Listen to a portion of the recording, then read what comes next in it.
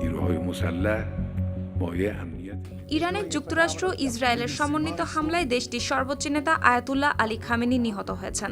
দেশটি ৪০ দিনের রাষ্ট্রীয় শোক ঘোষণা করেছে। তেহরানে হামলার সময় নিজ কার্যালয়ে খামেনি নিহত হয়েছেন বলে ইরানি সূত্র রয়টার্সকে জানিয়েছে। এদিকে খামেনির পর এখন ইরানের নেতৃত্ব দেবে কে, এ নিয়ে আল জাজিরা প্রকাশ করেছে একটি বিশ্লেষণধর্মী প্রতিবেদন। তাদের তথ্য অনুযায়ী ইরানের সংবিধানে স্পষ্ট উল্লেখ আছে, সর্বোচ্চ নেতার মৃত্যু হলে ৩ সদস্যের একটি অন্তর্বর্তী পরিষদ রাষ্ট্র পরিচালনা করবে। এতে দায়িত্বে থাকবেন প্রেসিডেন্ট।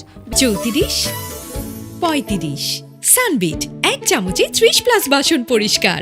বিচার বিভাগের প্রধান এবং গার্ডিয়ান কাউন্সিলের একজন ধর্মীয় নেতা। চূড়ান্তভাবে নতুন সর্বোচ্চ নেতা নির্বাচন করবে বিশেষজ্ঞ পরিষদ। এর মধ্যে মার্কিন প্রেসিডেন্ট ডোনাল্ড ট্রাম্পের এক বিস্ফোরক পোস্টে পরিস্থিতি নেয় নতুন মোড়। নিজের সামাজিক যোগাযোগ মাধ্যমে ট্রাম্প দাবি করেন, হামলার মূল লক্ষ্য ছিল ইরানের শীর্ষ নেতৃত্বকে নিষ্ক্রিয় করা, আর এই অভিযানের মাধ্যমে যুক্তরাষ্ট্র একটি আসন্ন হুমকি প্রতিহত করেছে। শুক্তি রায়, RTV। شما همین قضایای این چند روز رو مشاهده کنید